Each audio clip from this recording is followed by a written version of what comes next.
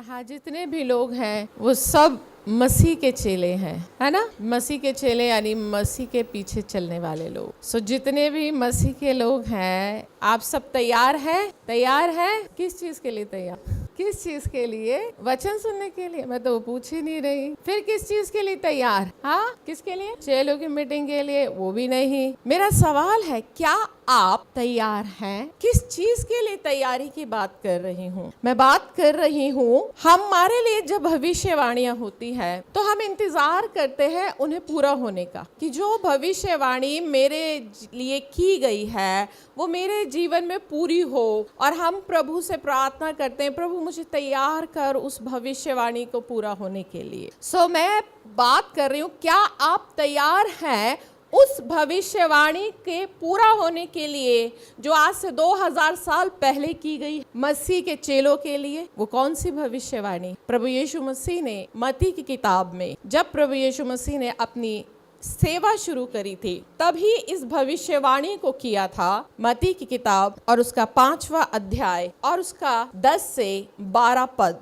अगर आप निकाल कर पढ़े, क्या लिखा है? धन्य है वे जो धार्मिकता के कारण सताए जाते हैं, क्योंकि स्वर्ग का राज्य उन्हीं का है। धन्य हो तुम जब मनुष्य मेरे कारण तुम्हारी निंदा करे और सताए और झूठ बोल बोल कर तुम्हारे विरोध में सब प्रकार की बुरी बातें कहें। तब आनंदित और मगन होना, क्योंकि तुम्हारे लिए स्वर्ग में बड़ा प्रतिफल है, इसलिए कि उन्होंने उन भविष्यवक्ताओं को जो तुमसे पहले थे इसी रीति से सताया था। हाँ जी, हालेलुया। इस भविष्यवाणी के लिए जो 2000 साल पहले प्रभु यीशु मसीह ने की थी, अपने चेलों से कहा था कि धन्य है वे जो धार्मिकता के कारण सताए जाते हैं। और साथ ही मत्ती के 24 में भी प्रभु यीशु मसीह ने ये भविष्यवाणी करी थी। तो क्या आज आप जितने भी मसीह के पीछे चलने वाले लोग हैं, क्या आप तैयार हैं इस भविष्यवाणी को अपने जीवन में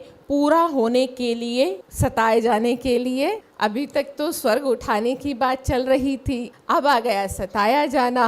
मतलब कलीसिया इससे पहले कि स्वर्ग उठाई जाए, उसे तैयार होना है सताए जाने के लिए। हमें अपने माइंड को मेकअप करना है, क्योंकि पहला तीमुथियुस की किताब में उसका 2:13 में तीमुथियुस ने पहले ही बोल दिया है, जितने भी मसीह यीशु में भक्ति के साथ जीवन बिताना चाहते हैं वो सब सताए जाएंगे। हालेलुया। सो आप जितने भी लोग हैं, आप मसीह में जीवन बिताना चाहते हैं, है ना। आप में से बहुतों ने बपतिस्मा भी ले लिया है, अब तो जेल की रोटी खानी पड़ेगी। बपतिस्मा ले लिया है, जेल का भी पानी पीना पड़ेगा, यानी अब आप सताए जाओगे, आपको तैयार होना है। अब आप, हो सकता है आपके मन में सताए जाने को लेकर बहुत से डर हो, आपके लगे कि अरे वैसे ही हम घर से परेशान थे, कलेशों में थे, वैसे ही पहले इतने समस्याओं में थे, मसीह में आए, शांति के लिए आए थे, चंगाई के लिए आए थे, अब यहाँ पर भी सताए जाने की बात है। मगर परमेश्वर के वचन में स्पष्ट बोला गया है कि जितने भी लोग मतलब ये पूरी कलीसिया, अगर आप मसीह में जीवन बिताना चाहते हैं भक्ति के साथ, तो आप सताए जाओगे। अब सवाल उठता है, क्या सताया जाना जरूरी है? क्या इससे बचा नहीं जा सकता? अब कई बार सवाल तो मन में आता ही होगा, किसी किसी के आता या नहीं आता, कि क्या जरूरी है सताया जाना? हम इससे बच भी तो सकते हैं। हम कैसे बच सकते हैं? इधर से जब इधर सतावा है तो उधर भाग जाना, ठीक है, ऐसे ही बच सकते हो। और कैसे बचोगे? हालेलुया। भाई, सताव को लेकर अगर आप ध्यान से देखें, प्रभु यीशु मसीह ने क्या कहा है? धन्य है वे जो धार्मिकता के कारण सताए जाते हैं। यानी सबसे पहली बात, उस व्यक्ति को प्रभु यीशु मसीह आशीषित बोल रहा है। इंग्लिश में लिखा है ब्लेसेड। आप आशीषित हो यदि आप सताए जा रहे हैं। आज हमारे देश में सताव बहुत बढ़ रहा है, हर जगह, हर स्टेट में। पंजाब को छोड़कर आप यूपी को ले लो, बिहार को ले लो, आप छत्तीसगढ़ को, मध्य प्रदेश को, देहरादून को, उत्तर प्रदेश, जहाँ पर भी आप जाओ वहाँ पर आप देख रहे हो कि कैसे मसीहों के सताए जाने की खबरें लगातार आ रही है। मगर जब इस तरीके की खबरें हमारे सामने आती हैं तब हमें बड़ा दुख होता है या नहीं होता? आप में से कितने लोगों को होता है? सबको होता है ना। मगर प्रभु यीशु मसीह ने क्या कहा है? क्या दुख मनाना है? यीशु ने क्या कहा है? तब आनंदित और मग्न होना। इंग्लिश में बोला रिजॉयस, आनंदित होना है, खुश होना है। किस समय? सताव के टाइम पर। और हम तो उल्टे हैं, सताव में क्या होते हैं? नानी दादी सब याद आ जाते हैं, है ना। और फिर हमें याद आता है कहीं हमने कोई बुराई तो नहीं करी, प्रभु कोई गलत काम तो नहीं किया जो आज ये हम पर बीत रहा है। जी नहीं, उस समय आपको आनंदित और मग्न होना है सताव के टाइम। यदि कलीसिया आनंदित और मग्न नहीं हो रही है, आपको सताया जा रहा है। सताव के अलग अलग स्टेजेस है।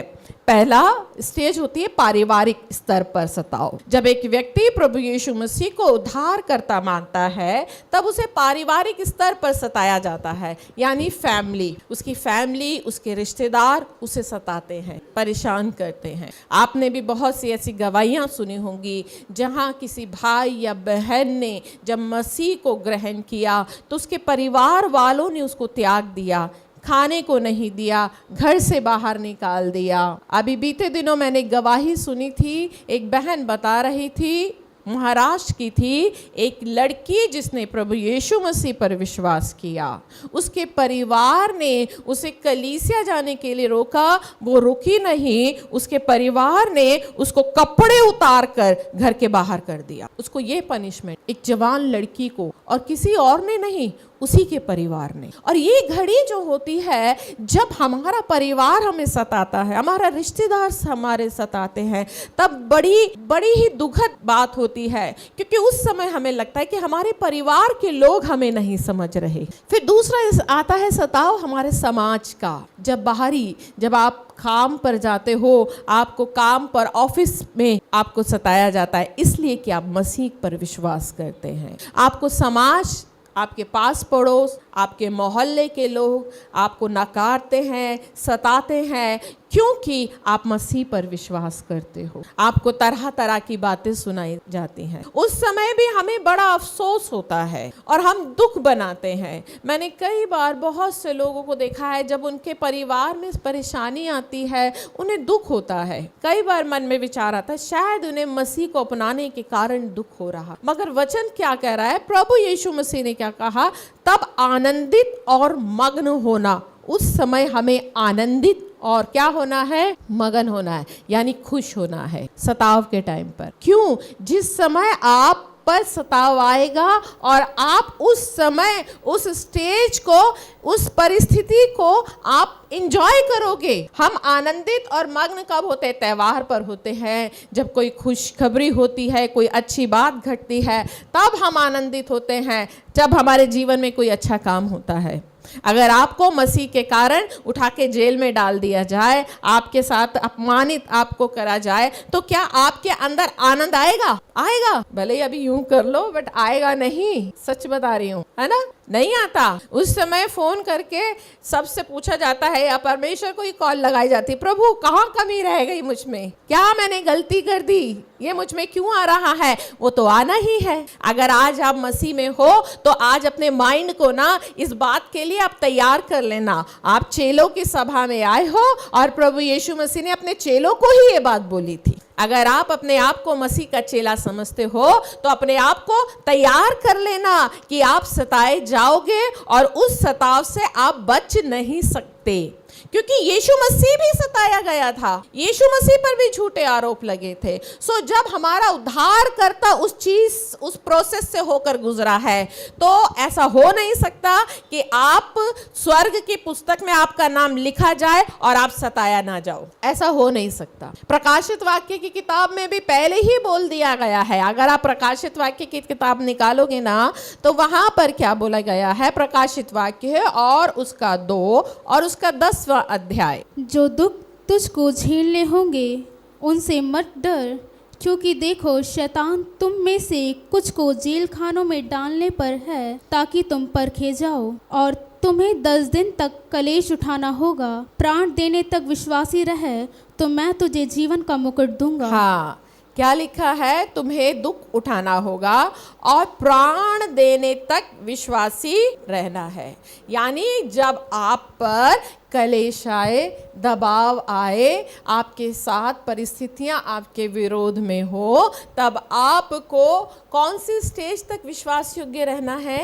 प्राण निकलने तक। यानी ऐसा ना हो कि जिस समय परिस्थितियां आए उस समय आप नकार दो और उसके बाद प्रभु यीशु मसीह के पास में जाकर एक्सक्यूजेस दो, प्रभु मेरी परिस्थिति ऐसी थी कि मैं क्या करूं, मेरी बच्ची के साथ ऐसा करने जा रहे थे, मेरी बीवी के साथ ऐसा करने जा रहे थे, उस समय मुझे प्रभु आपको नकारना पड़ा। मगर प्रभु आप मेरी परिस्थिति जानते हैं कि मैं आपसे कितना प्यार करता हूं। आपको पता है समय आएगा, वचन में लिखा है कि आप ही के संतानों को आपके सामने मार भी दिया जाएगा। अभी तो समय आएगा, अभी तो सताव की प्रक्रिया शुरू हुई है, क्योंकि यीशु मसीह ने मत्ती में बोला है कि ये पीड़ाओं का आरंभ होगा। सताव क्या है? पीड़ा का आरंभ होगा। जैसे जच्चा की पीड़ा होती है, धीरे धीरे दर्द उठते हैं, पहले हल्के दर्द होते हैं और फिर जाके पूरे पीक पर दर्द आते हैं। जो सताव भी है ना, अभी जो हम सुन रहे हैं, अभी जो हम सताव को देख रहे हैं ना, अभी तो हम उसी से परेशान हैं।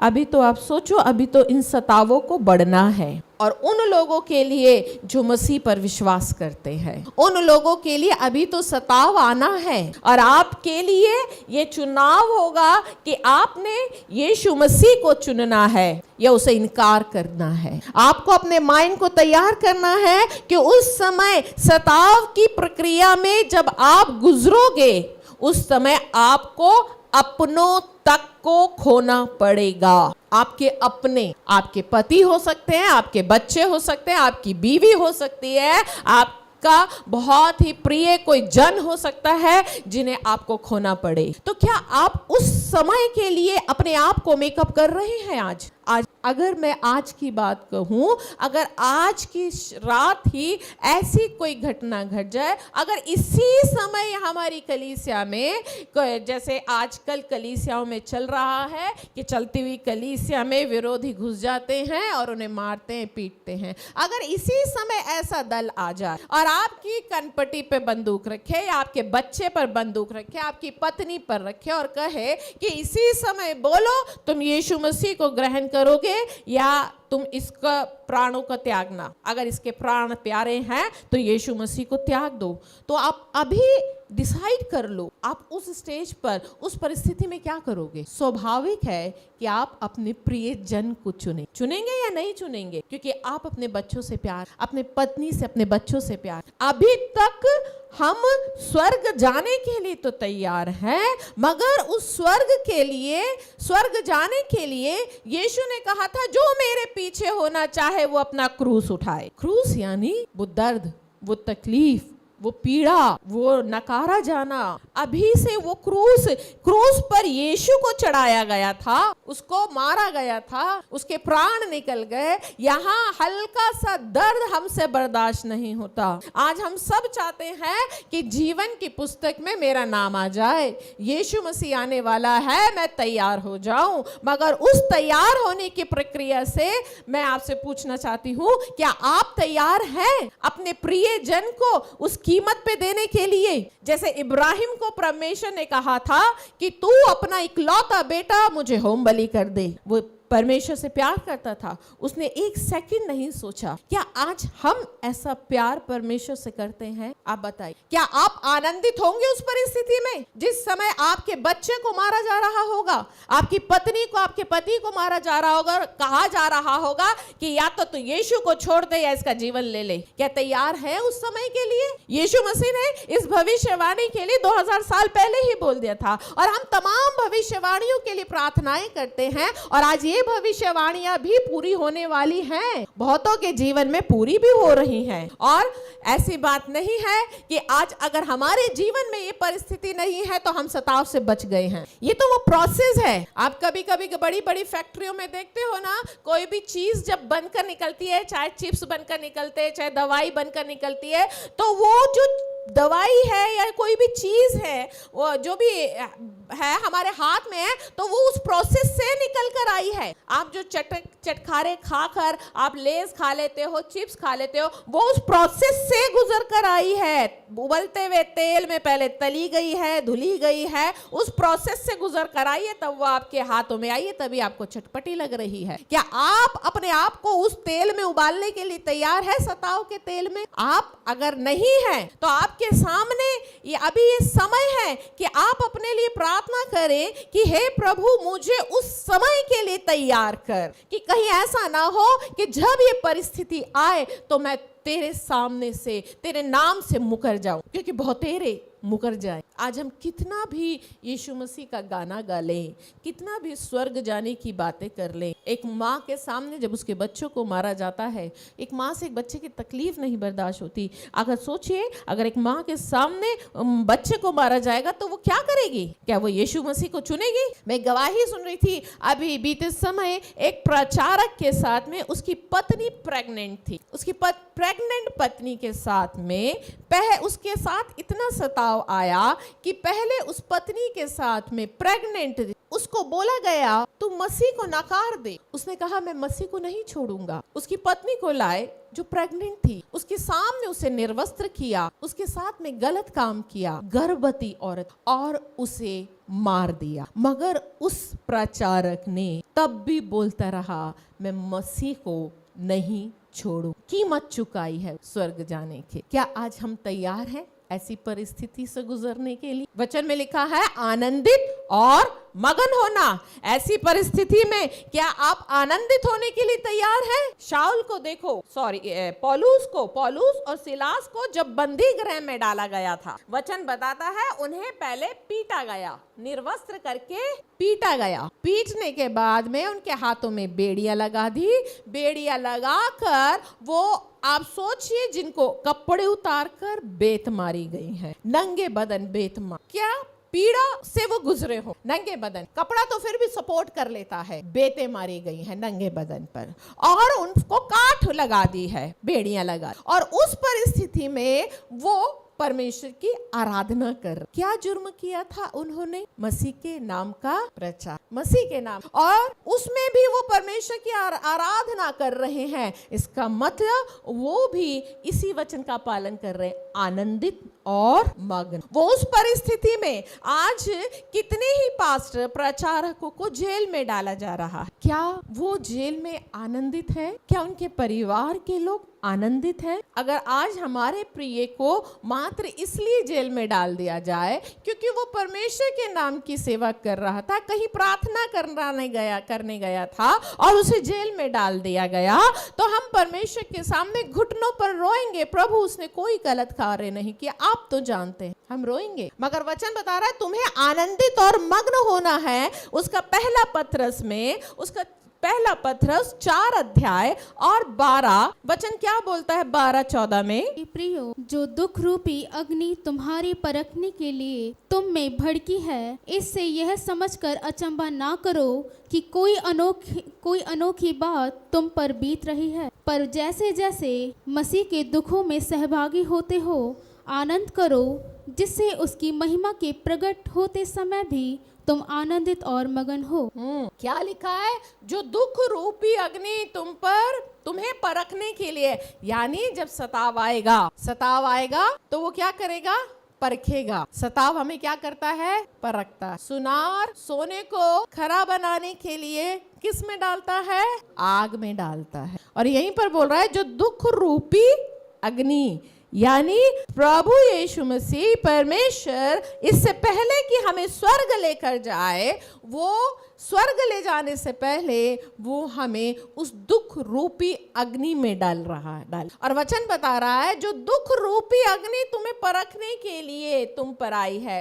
ये कोई अचंभे की बात नहीं है, इसे अचंभा मत करो। अगर हमारी कलीसिया पे सताव आए, अगर आपके जीवन पे सताव आए, यदि आप किसी ऐसी परिस्थिति से होकर गुजरोगे तो उसको अचंभे की मत करना कि कोई अनोखी बात आप पर गुजर रही है, अरे भैया मैं तो बहुत ही अनोखा हो गया। नहीं, सबसे पहली बात धन्य कहना अपने आप को।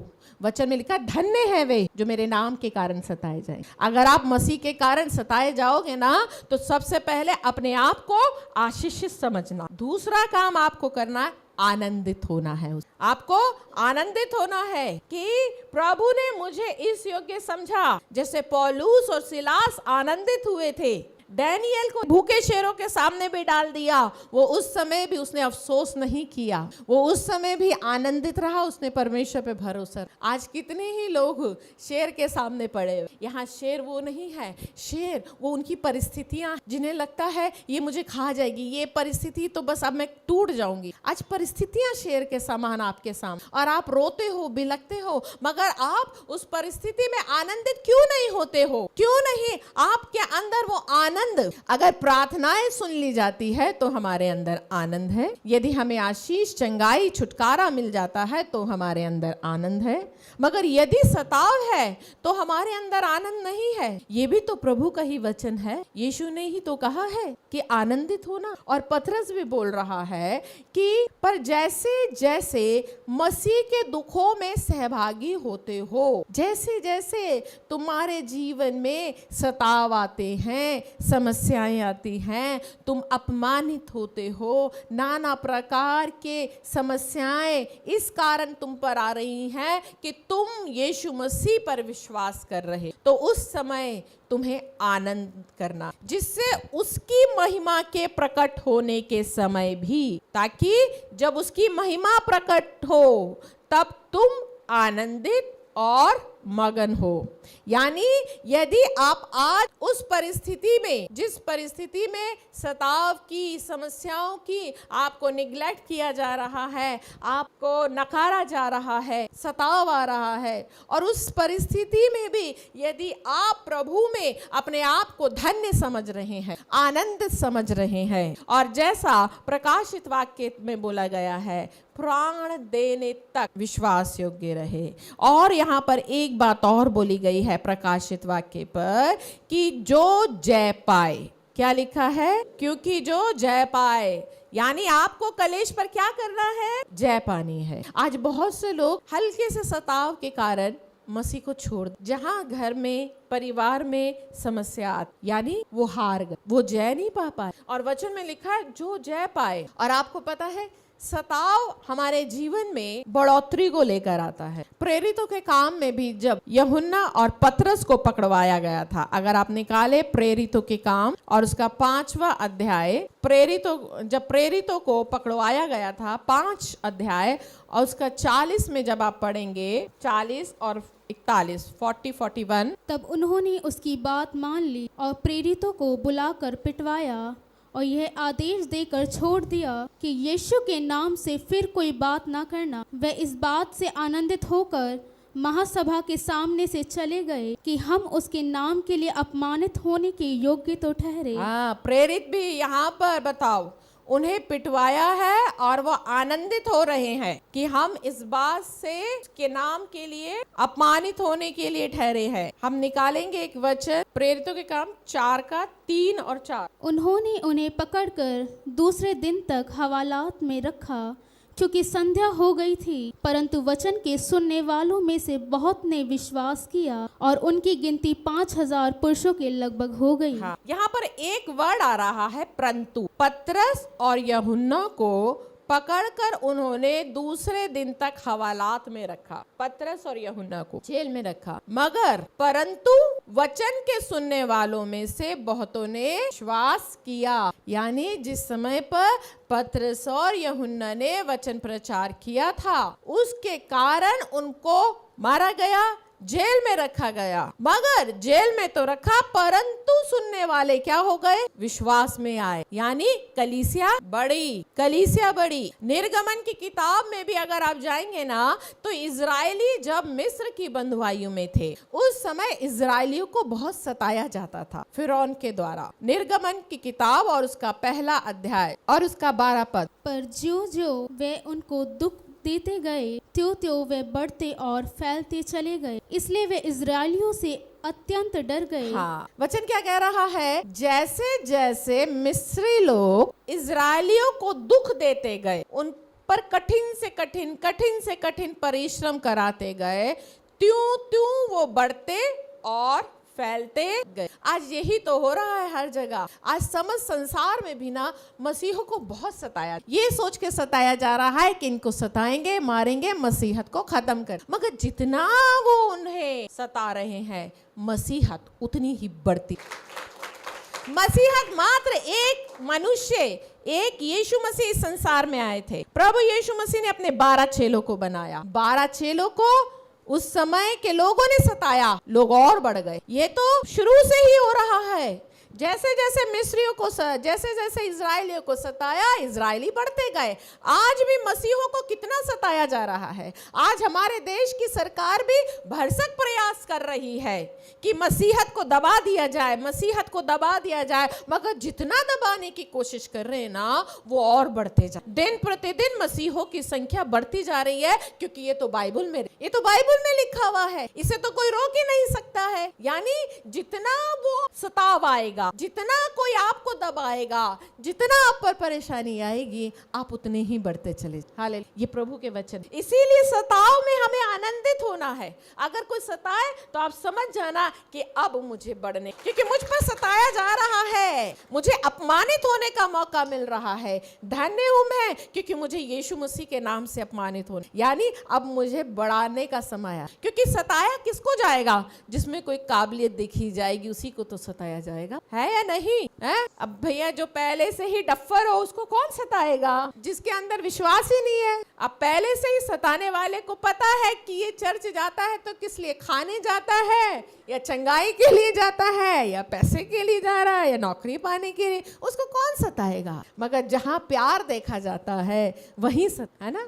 आप भी अपने बच्चों पर, बच्चे कभी आपके जवान बच्चे हैं, आपके जवान बच्चे किससे बात कर रहे हैं, क्या आप चिंता नहीं करते, आपको पता है। मगर जहां पर भी आप देखोगे कि दिल की बात शुरू हो गई है, वहीं पर आप खोजतानी शुरू कर दो। करोगे या नहीं करोगे? जहां दिल लगना लगेगा, आपको लगेगा कि भाई यहां पर शक हो रहा। ऐसे ही ना उसे भी पता है वो किसको सताए। जहां जिसका दिल मसीह में लगा होगा वो उसी को, और जिसका दिल ही मसीह में नहीं है वो तो जिंदगी भर आता रहेगा, जाता रहेगा, उसको तो बाल भी उसका एक काले से सफेद काला। हालेलुया। सो हमें क्या करना है? हमें तो परमेश्वर के वचन के अनुसार तैयार होना है, क्योंकि वचन बता रहा है हमें सताव के समय आनंदित होना है। दूसरा, यीशु मसीह ने क्या कहा था कि ये तुम्हारे लिए गवाही देने का समय होगा। लूका की किताब और उसका 21 अध्याय और उसका 12-13। परंतु इन सब बातों से पहले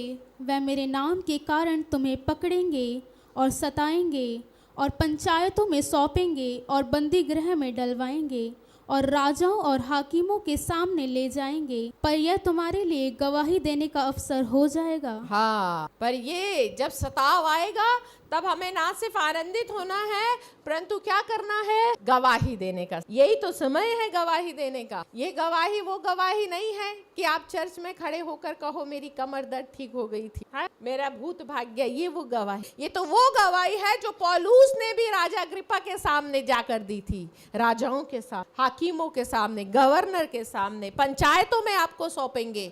आप उस समय अपने आप को तैयार कर लो, क्योंकि आपको गवाही देनी है। यीशु मसीह ने भी कहा कि तुम मेरे गवाह। आपको गवाही देनी है यीशु मसीह की। अपने आप को आप इस चीज के लिए माइंड से तैयार कर लो कि मुझे गवाही देनी है। उस समय जब मुझे किसी के सामने, प्रधानों के सामने, अधिकारियों के सामने, पंचायतों में सौंपा जाएगा, जेल खाने में ले जाएंगे, मैं वहां पर भी अपने मुंह को बंद नहीं करूंगा, क्योंकि वो दुष्ट चाहेगा कि परिस्थितियों के कारण आप अपने मुंह को बंद कर, आप बस चुपचाप रहो। अब सताव आ रहा, अब मुझे किसी से कुछ नहीं कह रहा, बस मैं आनंदित रहूंगा, अपने आप में ही आनंदित नहीं। आपको उस समय गवाही देनी है। आपको मुकरना नहीं है पतरस के समान, क्योंकि पतरस भी उस समय मुकर गया था जिस समय यीशु मसीह को पकड़वाया गया था। वो समय अंधकार का समय, ये समय भी अंधकार का समय आ रहा है। वो सताव का समय था, ये समय भी आ रहा। इस समय भी कितने पतरस होंगे जो यीशु मसीह को नकार देंगे। आज जैसे पतरस के समान कहते हैं ना, प्रभु मैं तो तेरे पीछे मरने को भी तैयार हूं। आज ऐसे ही चेले जो पतरस के समान है,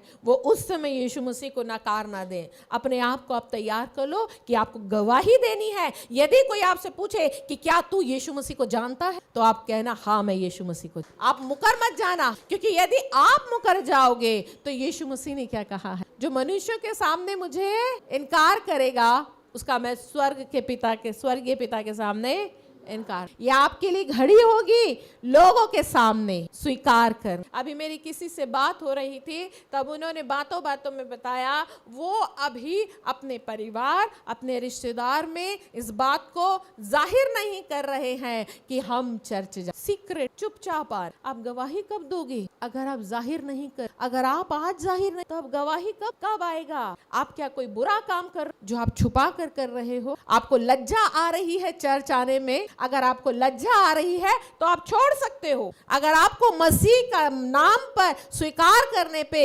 रिश्तेदारों के सामने शर्म आ रही है, तो आप सोचो पंचायतों के सामने, समाज के सामने कैसे एक्सेप्ट कर? जो व्यक्ति अपने रिश्तेदारों के सामने इस बात को एक्सेप्ट नहीं कर पा, क्या कर पाएगा वो व्यक्ति? आप बताइए। अगर रिश्तेदारों से ही छुपा कर आ रहे हैं, रिश्तेदारों को ही नहीं पता कि अभी तक आप मसीह में हो, रिश्तेदारों को ही नहीं पता कि आप मसीह से प्रेम करते हो, मसीह में जीवन जी रहे हो, तो आप बताओ आप समाज के सामने कैसे एक्सेप्ट कर पाओगे उस समय? प्रभु यीशु मसीह ने क्या कहा है, सताव का समय तो आपको गवाही देनी है, और उसी गवाही को हम छुपा रहे हैं, सीक्रेट क्रिश्चियन बन रहे हैं। चाइना जैसी परिस्थिति हो तो समझ आती है, हम तो अपने देश में रहते हैं, इतनी आज़ादी है कि आप आज़ादी से बोल भी हो, एक्सेप्ट कर सकते हो।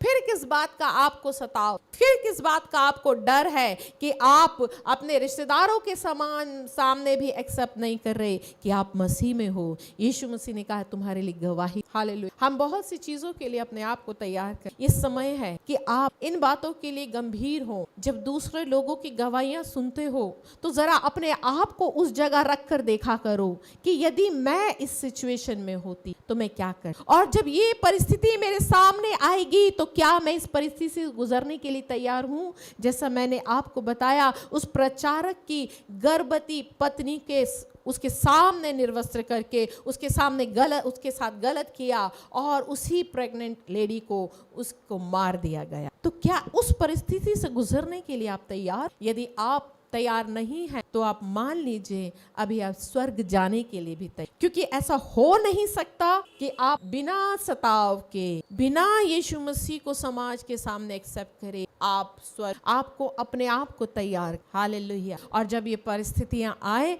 तो आपको रोना नहीं है परंतु आनंद मग्न होना है, खुश होना है। इंग्लिश बोलता है रिजॉइस। आपको आनंद से भर जाना है। उस परिस्थिति जो मैं आज बोल रही हूँ आप भूल जाओगे उस समय तक, मगर आज इन बातों को गांठ बांध लेना। रोज अपने आप को, अपने माइंड को याद दिलाना कि जब ये परिस्थिति गुजरेगी तो मुझे आनंदित। हालेलुया। प्रभु इस वचन के द्वारा आप सभी लोगों को तैयार कर